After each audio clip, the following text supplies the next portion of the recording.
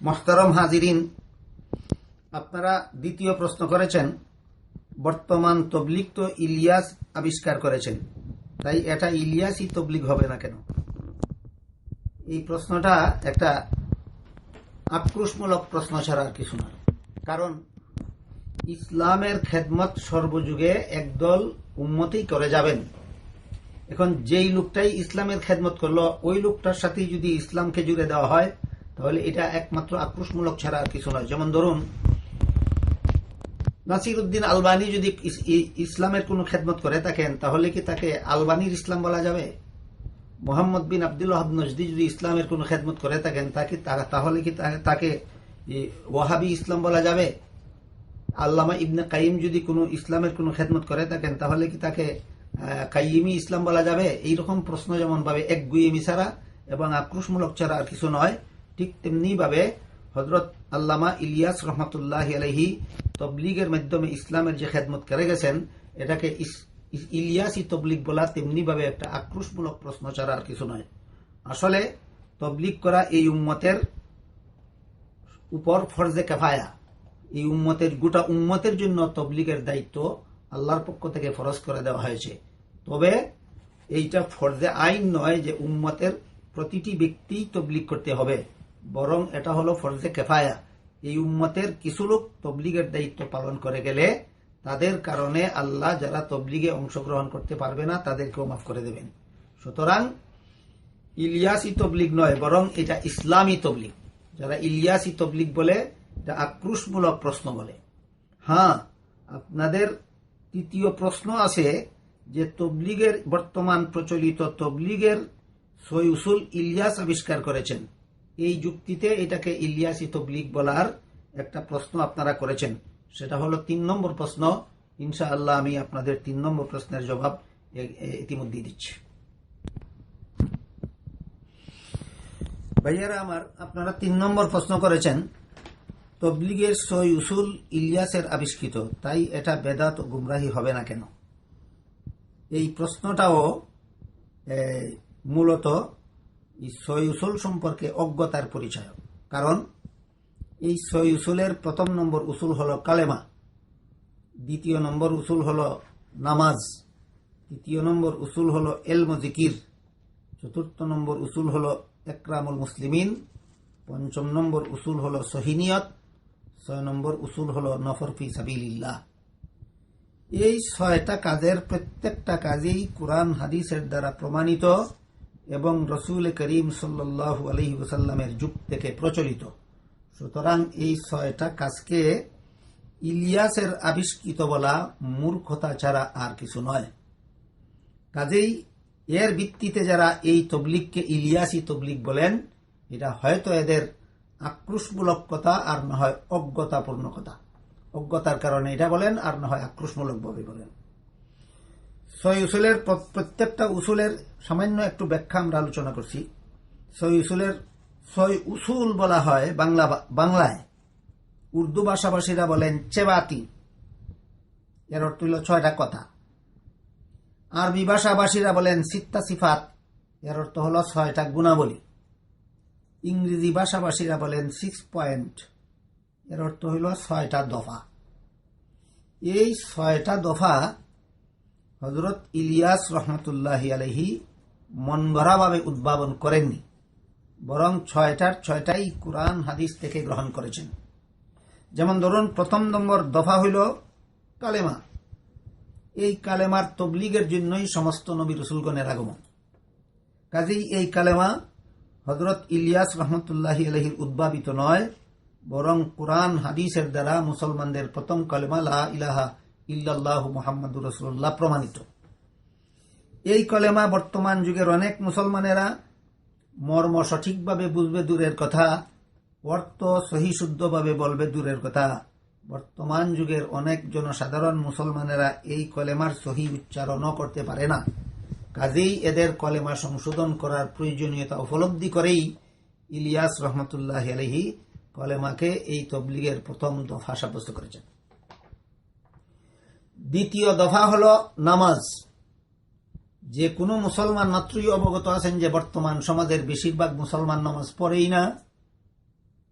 এর মধ্যে যে কিছু সংখ্যক মুসলমান নামাজ পড়ে তাদের অধিকাংশ নামাজ সহি শুদ্ধভাবে আদায় হয় না।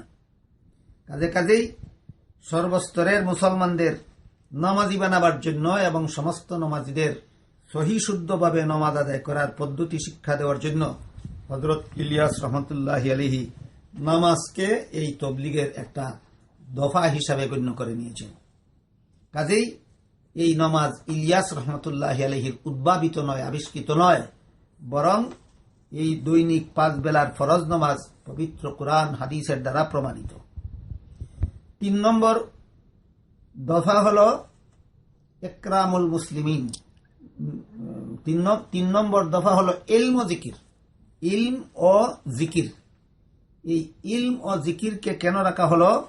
কারণ যে পরিমাণ কথার তবলিগ অপরের কাছে করা হবে সেই পরিমাণ কথার এলিম আগে নিজে না জানলে অপরের কাছে সহি শুদ্ধভাবে তবলিগ করা সম্ভব নয়।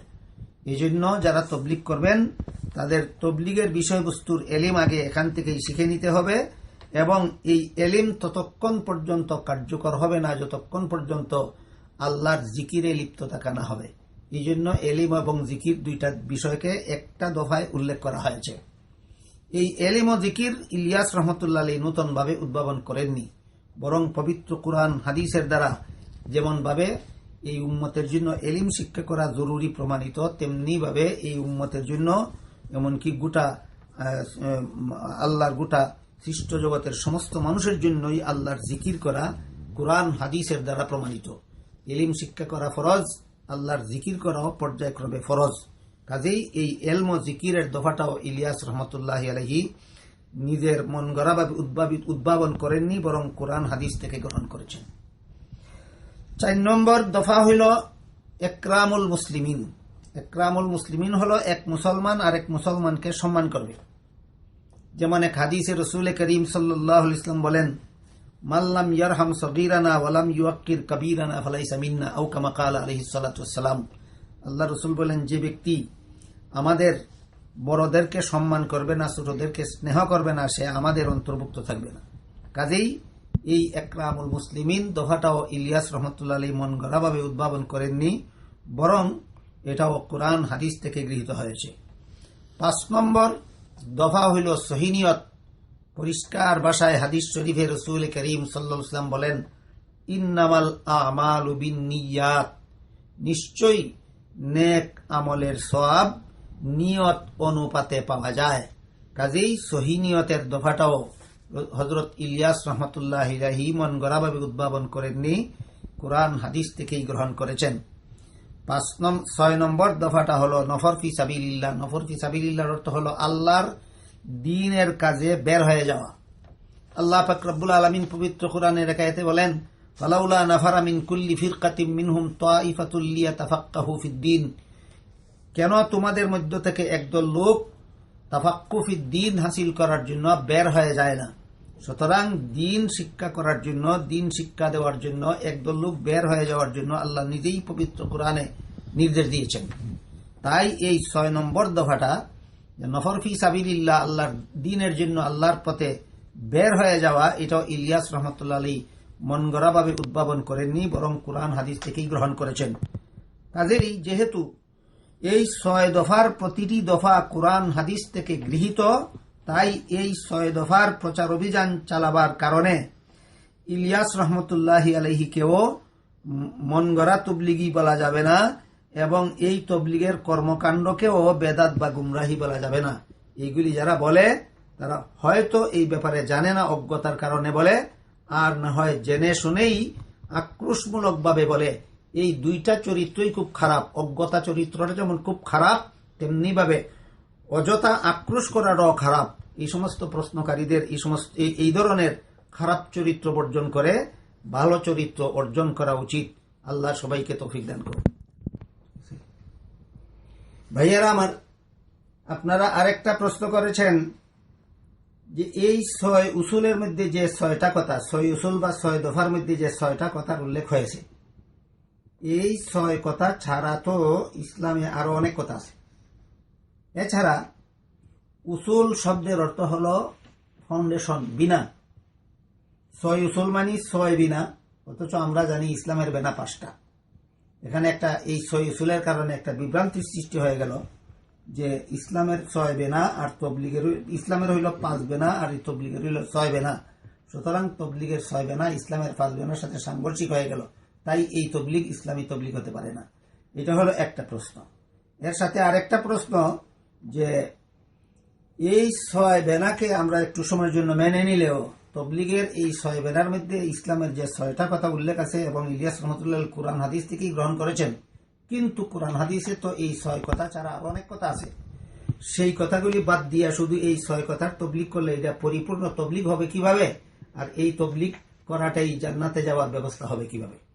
আসলে মূলত এখানে পৃথক পৃথক 2টা প্রশ্ন।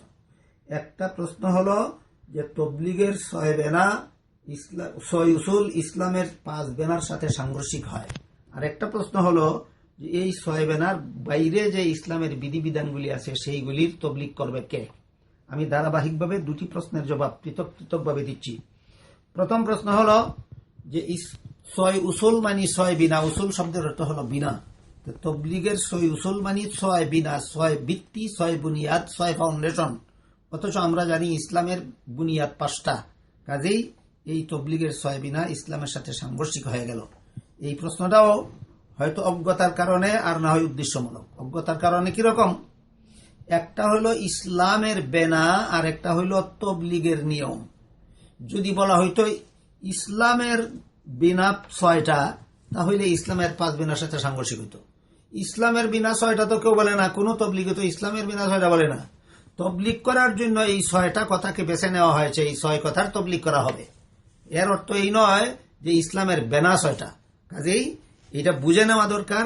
আর কেউ যদি বুঝে শুনেই আক্রোশমূলকভাবে প্রশ্ন করে, উদ্দেশ্যমূলকভাবে প্রশ্ন করে, এমন প্রশ্নকারীকে আপনি যতই জবাব দেন সে কোনোদিন বুঝবে না। আর যদি অজ্ঞতার কারণে প্রশ্ন করে তাকে অবশ্যই বুঝবে, তাকে বোঝানো দরকার যে কোনো তবলিগি কোনোদিন বলে না যে ইসলামের 6 বিনা, ইসলামের 5 বিনা। সহিহ তবলিগের কিতাবগুলিতে লেখা আছে এখানে তবলিগের জন্য 6টা কথাকে বেছে নেওয়া হয়েছে। বাকি রইল প্রশ্ন যে এই 6 কথাকে যে তবলিগের জন্য বেছে নেওয়া হলো, ইসলামের বাকি কথাগুলি আর তবলিগ কে করবে? আর বাকি কথাগুলি বাদ দিয়ে এই 6 কথার তবলিগ করলে এটা পরিপূর্ণ ইসলামী তবলিগ কিভাবে হবে? হ্যাঁ, এইটা প্রশ্ন, এটা বুঝার মতো ব্যাপার। প্রশ্ন ঠিক আছে। তবলিগে কখনো বলা হয় না যে এই 6 উসুলের তবলিগ, এর মধ্যে আর ইসলামের আর কোনো কিছু নাই।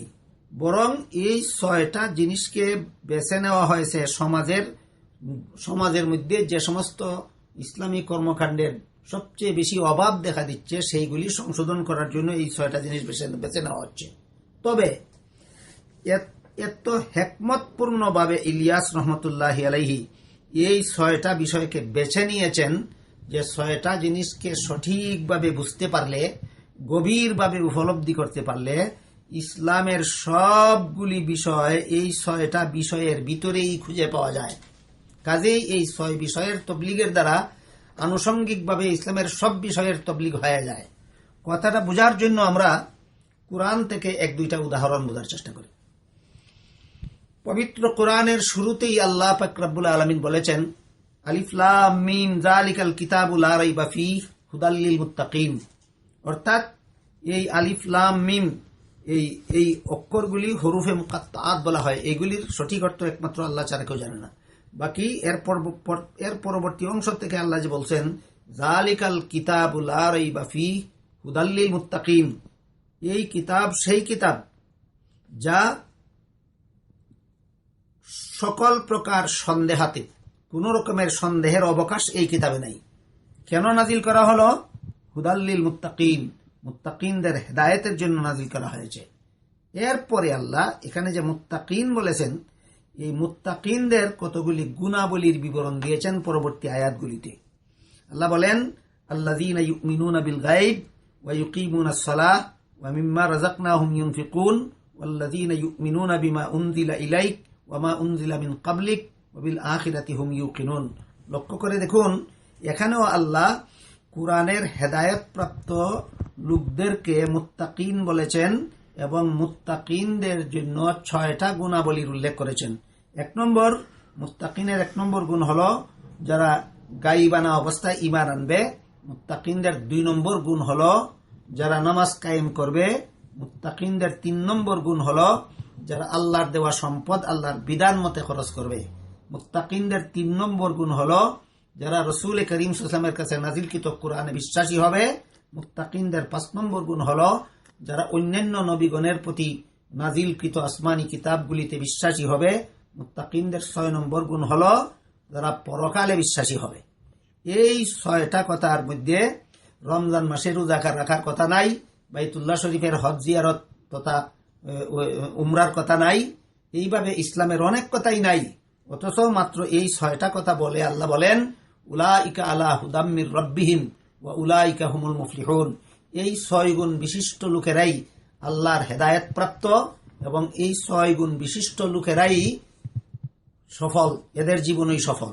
এখানেও তো প্রশ্ন আসতে পারে যে আল্লাহ পবিত্র কোরআনের সূরা বাকারার প্রথম দিকে যে মুত্তাকিনদের যে 6টা গুণের কথা বললেন, এখানে তো রমজান মাসে রোজা রাখার কথা নাই, এখানে তো হজ করার কথা নাই। তাইলে যে 6 কথার ভিতরে রোজার কথা নাই, হজের কথা নাই, এমন 6 কথা, এমন 6 গুণ বিশিষ্ট মুত্তাকিন মুমিন মুসলমানেরা কিভাবে কোরআনের হেদায়েত প্রাপ্ত হবে? এরা কিভাবে এদের জীবন সফল হবে? যেমন ভাবে ইলিয়াস রহমতুল্লাহি আলাইহির বাছাইকৃত 6 দফার উপর এইরকম প্রশ্ন আসতে পারে, তেমনি ভাবে আল্লাহর কোরআনের এই কথাগুলির উপর তো একই রকমের প্রশ্ন আসতে পারে। এখানকার প্রশ্নের যেই জবাব, ওখানকার প্রশ্নের সেই জবাব। ঠিক তেমনি ভাবে আল্লাহ পাক রব্বুল আলামিন কোরআনের অন্যত্র বলেন قد أفلح المؤمنون الذين هم في صلاتهم خاشعون والذين هم عن اللغو معرضون والذين هم للزكاة فاعلون والذين هم لفروجهم حافظون إلا على أزواجهم أو ما ملكت أيمانهم فإنهم غير ملومين فمن ابتغى وراء ذلك فأولئك هم العادون والذين هم لأماناتهم وعهدهم راعون والذين هم على صلواتهم يحافظون أولئك هم الوارثون আল্লাযীনা ইয়ারিসুনাল ফিরদাউসা হুম ফিহা খালিদুন। এই আয়াতগুলিতে আল্লাহ বলেন ওই সমস্ত মুমিনগণ সফল যারা 1 নম্বরে মনোযোগে নামাজ আদায় করবে, 2 নম্বরে অনর্থক কাজ ছেড়ে দেবে, 3 নম্বরে আত্মাকে পবিত্র করে নেবে, 4 নম্বরে চরিত্র সংশোধন করবে, 5 নম্বরে আমানত এবং ওয়াদা রক্ষা করবে, 6 নম্বরে সময় মতে নামাজ আদায় করবে। এই 6 কথার ভিতরেও রমজান মাসে রোজা রাখার কথা নাই, বাইতুল্লাহ শরীফের হজ জিয়ারতের কথা নাই। অথচ এই 6 গুণ বিশিষ্ট মুমিনদের সম্পর্কে আল্লাহ বলেন উলাইকা হুমুল ওয়ারিসুন আল্লাযীনা ইয়ারিসুনাল ফিরদাউসা হুম ফিহা খালিদুন। এরা চিরকালের জন্য জান্নাতুল ফিরদাউসের স্বত্বাধিকারী হবে। যে 6 কথার ভিতরে রোজার কথা নাই, হজের কথা নাই, এমন 6 কথার দ্বারা জান্নাতুল ফিরদাউসের স্বত্বাধিকারী কিভাবে হবে? এমন প্রশ্ন তো এই কোরআনের 6 কথার ব্যাপারে আসতে পারে। সুতরাং যারা কোরআনকে সঠিকভাবে বুঝে না, এরাই তবলিগের সহি উসুল বুঝে না। যারা ঠিকভাবে কোরআন বুঝে তারা তবলিগের সহি উসুল বুঝবে। এই পর্যায়ে এসে আমরা আগে কোরআনের 6 কথাগুলি বুঝার চেষ্টা করি, কিভাবে আল্লাহ কোরআনের মধ্যে 6টা করে কথার ভিতরে ইসলামের সব কথা ঢুকিয়ে দিয়েছেন। এইটুকু বুঝলে ইলিয়াস রহমতুল্লাহি আলাইহিও এই তবলিগের সহি উসুলের ভিতরে ইসলামের সব কথা কিভাবে ঢুকিয়ে দিয়েছেন অতি সহজে অনায়াসে ইনশাআল্লাহ আমাদের বুঝে আসবে। প্রথমত আমরা বোঝার চেষ্টা করি সূরাতুল বাকারার শুরুতে যে আল্লাহ বলেন যে মুত্তাকিনদের 6 গুণের প্রথম গুণ হলো গায়বানা অবস্থায় ঈমান আনবে, দ্বিতীয় গুণ হলো এরা নামাজ কায়েম করবে, তৃতীয় গুণ হলো এরা আল্লাহর দেওয়া সম্পদ আল্লাহর বিধান মতে খরচ করবে, চতুর্থ গুণ হলো এরা কোরআন বিশ্বাস করবে। বলুন তো কোরআনে রমজান সংক্রান্ত আয়াত আছে কিনা? অবশ্যই আছে। কোরআনে হজের আয়াত আছে কিনা? অবশ্যই আছে। তাইলে কোরআন বিশ্বাস করবে রমজানের আয়াত বাদ দিয়ে না রমজানের আয়াত সহ? কোরআন বিশ্বাস করবে হজের আয়াত বাদ দিয়ে না হজের আয়াত সহ? কোরআনের ইসলামের যত যাবতীয় বিধিবিধান সংক্রান্ত যত আয়াত আছে সমস্ত আয়াত সহ যদি কোরআন বিশ্বাস করে, তাহলে এই 6 কথার ভিতর থেকে রমজানই বাদ গেল কোথায়, রোজাই বাদ গেল কোথায়, আর হজই বাদ গেল কোথায়? এভাবে আল্লাহ পাক রব্বুল আলামিন এই 6 কথার ভিতরে ইসলামের সব কথা ঢুকিয়ে দিয়েছেন। অনুরূপভাবে সূরা মুমিনুনের প্রথম দিকের আয়াতগুলিতে দেখুন আল্লাহ বলেন 6 গুণ বিশিষ্ট মুমিন মুসলমানেরা চিরকালের জন্য জান্নাতুল ফিরদাউসের স্বত্বাধিকারী হবে। এই 6 গুণের প্রথম গুণ মনোযোগে নামাজ আদায় করবে, 2 নম্বর গুণ অনর্থক কাজ ছেড়ে দেবে, 3 নম্বর গুণ চরিত্র সংরক্ষণ করবে, 4 নম্বর গুণ আমানত রক্ষা করবে, ওয়াদা পুরা করবে, বান্দার প্রতি আল্লাহর সবচেয়ে বড় আমানত হলো ইসলামের যাবতীয় বিধিবিধান পালন করা। সুতরাং যাবতীয় বিধিবিধান পালন করার আমানত যে বান্দা রক্ষা করবে, এই বান্দা শুধু 6 কথা পালন করলো কোথায়? ইসলামের সবকিছুই পালন করলো। ঠিক তেমনি ভাবে তবলিগের 6 কথার মধ্যেও দেখুন, প্রথম কথা হইল কলেমা, দ্বিতীয় কথা হইল নামাজ, তৃতীয় কথা হইল এলেম ও জিকির। এই এলেম বলতে তো কোরআন হাদিসের এলিম বুঝায়। সুতরাং কোরআন হাদিসের এলেমের মধ্যে যেমন ইসলামের সব কিছু আছে, ঠিক তেমনি ভাবে তবলিগের 6 উসুলের মধ্যে ইসলামের সবকিছু আছে। তাই কোরআনের 6 কথা যারা বুঝে, তারা তবলিগের 6 কথা বুঝা কোনো ব্যাপারই নয়। যারা কোরআনের 6 কথা বুঝে না, তারাই তবলিগের 6 কথা বুঝে না। কাজেই যারা সত্যই যারা বুঝে না, আল্লাহ এদেরকে বুঝদান করুন, আমরা দোয়া করি। কিন্তু বুঝে শুনে যারা উদ্দেশ্যমূলক ভাবে প্রশ্ন করে, এরা হইল জাগ্রত ঘুমন্ত বলা হয় এদেরকে। কেউ যদি বাস্তবিক ঘুমিয়ে থাকে তাকে জাগানো যায়, কিন্তু যে আসলে ঘুমন্ত নয়, সে যে ঘুমের ভান করেছে তাকে কোনো অবস্থায় জাগানো যায় না। ঠিক তেমনি ভাবে যারা জেনে শুনে ফালতু প্রশ্ন করে, এদেরকে কোনোদিন প্রশ্নের জবাব দিয়ে এদেরকে মানানো যায় না। আমরা দোয়া করি আল্লাহ এদেরকে হেদায়েত করুন, আমিন। সুবহান রাব্বিকা রাব্বিল ইজ্জাতি আম্মা ইয়াসিফুন ওয়া সালামুন আলাল মুরসালিন ওয়ালহামদুলিল্লাহি রাব্বিল আলামিন।